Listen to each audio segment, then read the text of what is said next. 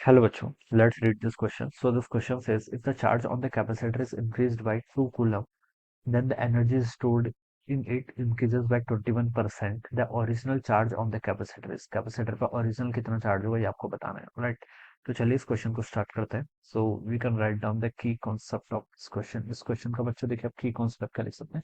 आपको original charge on the capacitor बताना है. एनर्जी स्टोर्ड इन कैपेसिटर लिख लीजिए. इस क्वेश्चन का की कॉन्सेप्ट क्या लिख सकते हैं. Energy stored. ठीक है. Energy stored in capacitor, this will be the key concept of this question.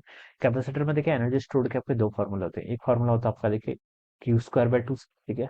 Second formula होता है आपका हाफ सी स्क्वायर. ऑलराइट. अब बच्चों हमें ये चूज करना है कि यहाँ पर हमें कौन सा फॉर्मूला यूज करना चाहिए. क्वेश्चन में देखिए हमें क्या बोल रखा है, एनर्जी बता रखा है इंक्रीज कर रही है, तो एनर्जी तो आनी चाहिए. चार्ज ऑन द कैपेसिटर भी इंक्रीज कर रहा है. ठीक है. तो क्यू वाली उतर हमारी, तो बच्चों पहला वाला फॉर्मूला यूज करना ज्यादा बेटर है. कैपेसिटेंस तो सेम है ना, सी पे तो कोई चेंज आया नहीं है. ठीक है. बस हमने चार्ज को चेंज किया जिससे एनर्जी चेंज हुई है. ठीक है. तो इसलिए हम ये वाला फॉर्मूला यूज करेंगे. ये वाला फॉर्मूला हाफ सी यूज कर ये भी कर सकते हैं, लेकिन अननेसेसरी कोई वेरिएबल क्यों इंट्रोड्यूस करना है जब क्वेश्चन हमें स्टोर में गिवन है. ठीक है. तो ये वाला फॉर्मूला यहाँ पर ज्यादा बेस्ट रहेगा यूज करने के लिए. ठीक है. अब देखिए इस क्वेश्चन को स्टार्ट करते हैं. क्वेश्चन बोला गया था कि charge on the capacitor increase by 2%. ठीक है. मान लीजिए पहले चार्ज क्यू था, कैपेसिटेंस सी है और एनर्जी कितनी थी यू के ऊपर. ठीक है. तो इनिशियल एनर्जी तो आपकी हो जाएगी U is equal to Q square by two C. ये आपकी पहली क्वेश्चन मान लीजिए. अब आपने क्या किया देखिए, चार्ज को इंक्रीज कर दिया है 2 कूलम से. पहले कितना चार्ज था, क्यू था. अब 2 कूलम और बढ़ गया तो क्यू प्लस 2 का स्क्वायर हो जाएगा. ठीक है. अब क्या बोल रखा है, the energy stored it increases by 21%. Capacitance same है तो वो डिनोमिनेटर ऐसे रहेगा. एनर्जी 21% से बढ़ गई. पहले 100 था तो अब कितना होगा 121%. यानी कि पहले यू था तो अब 21% ऐड करेंगे तो 1.21 यू के इक्वल हो जाएगा.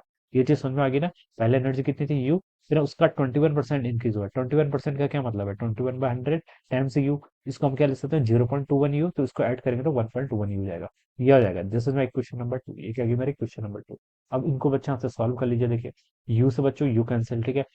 बाई टू सी से बाई टू सी कैंसिल, तो लेफ्ट साइड में क्या बच गया 1 divided by 1.21 equal to right side पे देखिए क्या आपका क्यू का square divided by Q plus 2 का होल स्क्वायर. ये वैल्यू बच गई. ठीक है.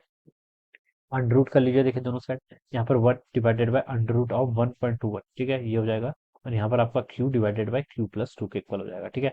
अंडर रूट 1.21 किसके इक्वल होता है 1.1 के इक्वल, तो 1 डिवाइडेड बाय कितना हो जाएगा 1.1.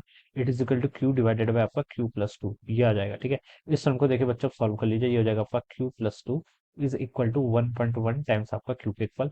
तो 2 इज इक्वल टू देखिए कितना होगा 1.1 q माइनस q करेंगे तो आपका 0.1 q के इक्वल हो जाएगा. दोनों साइड 10 से मल्टीप्लाई कर लेंगे तो यहाँ पर आपका 20 कुलम के इक्वल हो जाएगा.